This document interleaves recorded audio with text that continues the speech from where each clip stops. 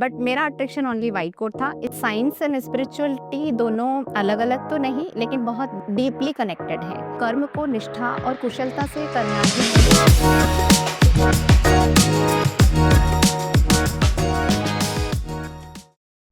Hello everyone. Today we are with Dr. Manju Patidar ma'am, and today's topic of discussion is the connection between spirituality and gynecology.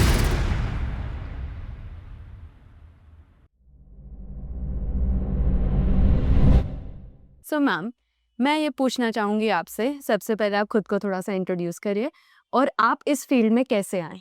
मैं doctor Manju Patidar. जब मैं 6th class में थी तब मुझे white coat बहुत attract करता था कि मैं व्हाइट कोट पहनूं। लेकिन मुझे ये उस समय नहीं समझ आता था कि इसके लिए एग्ज़ाम फाइट करके और एज ए डॉक्टर प्रोफेशन में जाना होता है। बट मेरा अट्रैक्शन ओनली व्हाइट कोट था, इसलिए मैंने आगे स्टडी किया। And after that I choose the medical field because just I want कि women's health impacts families and families health impacts society and nation, and the better women's health gives a better health to the nation. So I choose it. And जैसे अपना old scriptures Gita में भी, भगवत गीता में कहा गया है, धर्मार्थ काम मोक्षाणाम आरोग्य मूल मुत्तमम। हिंदी अर्थ है कि जीवन के 4 पुरुषार्थ होते हैं, धर्म, अर्थ, काम, मोक्ष। इन सब का आधार उत्तम स्वास्थ्य है और without health nothing is possible.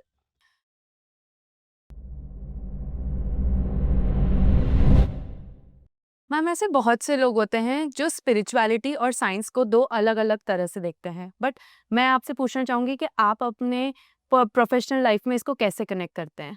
Science and spirituality दोनों अलग अलग तो नहीं, लेकिन बहुत डीपली कनेक्टेड है। बिकॉज साइंस हमें बताता है कि बॉडी कैसे वर्क करती है, बट स्पिरिचुअलिटी से हम कनेक्ट कर सकते हैं कि बॉडी के साथ साथ माइंड और एनर्जी एंड इमोशंस कैसे वर्क करते हैं। जैसे हमारे भगवत गीता में भी कहा गया है, योगः कर्मसु कौशलम। मीन्स अपने कर्म को निष्ठा और कुशलता से करना ही योग है।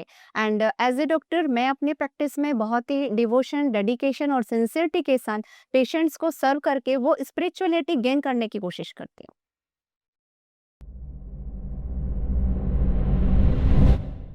मैम, आपके एक्सपीरियंस से एक वुमेन की इमोशनल हेल्थ और फिजिकल हेल्थ आपस में स्ट्रांगली कैसे कनेक्टेड है? Women's health, physical health and emotional health दोनों ही बहुत डीपली कनेक्टेड है। Because emotional imbalance, stress, anxiety, ये सब आजकल बहुत ज़्यादा बढ़ गया है और इनकी वजह से पीसीओएस, इनफर्टिलिटी, मेंस्ट्रुअल इरेगुलरिटीज, ये सब चीज़ों के इंसिडेंट्स भी हमें बहुत देखने को मिल रहे हैं।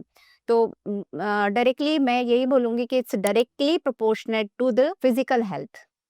So emotional health should be very good and in balance.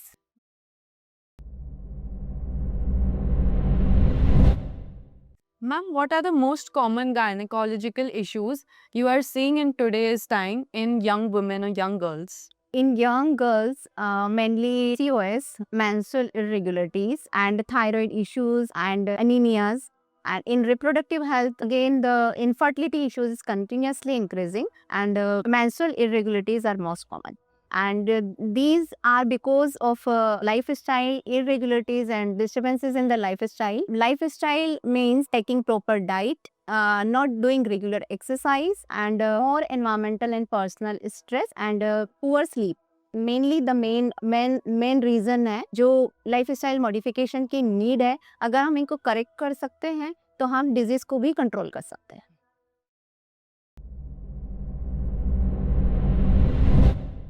Ma'am, आप कुछ ऐसी प्रैक्टिसेस डेली के लिए रेकमेंड करना चाहेंगी जो कि हार्मोनल और इमोशनल बैलेंस के लिए ज़रूरी है करना? श्रेया, वर्क लाइफ बैलेंस आज बहुत ज़रूरी है, लेकिन इसका आंसर मैं आपको एक श्लोक के जरिए देना चाहती हूँ, जो जैसा कि हमारे भागवत गीता में कहा गया है, समत्वम योग उच्यते।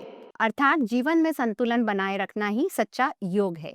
अब संतुलन हम कैसे बनाएं? हम इमोशनल हेल्थ को बेटर कर सकते हैं by doing exercise, physical walking, and by doing breathing exercise.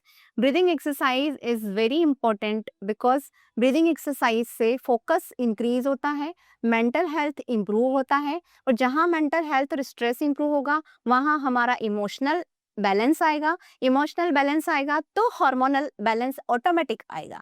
So work life balance हम इस तरीके से कर सकते हैं। साथ में हम थोड़ा-सा नेचर में जा सकते हैं। नेचर में जा कर के, नेचर का साउंड सुन कर के अपने आप को हील कर सकते हैं और हाइड्रेशन प्रॉपर करें। एक्सरसाइज़, हाइड्रेशन, यही सब चीज़ें हैं जिससे हम अपना वर्क लाइफ बैलेंस इम्प्रूव कर सकते हैं।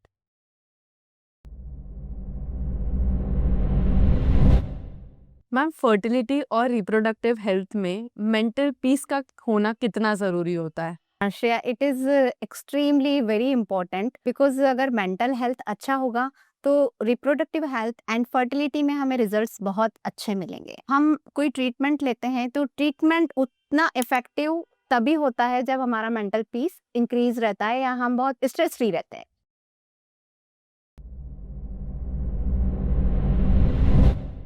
मैम, इस पॉडकास्ट से आप सबको क्या मैसेज देना चाहती हैं, स्पेशली वुमेन को? Shreya, for women the health is the priority because family का मेन पिलर एक वुमेन है और अगर उसकी हेल्थ परफेक्ट है तो फैमिली हेल्थ परफेक्ट होगी। सो मेरा मेन मैसेज यही है कि अपनी हेल्थ पे ध्यान दें, हर तरह से सीखें कि हम वर्क लाइफ बैलेंस कैसे करें।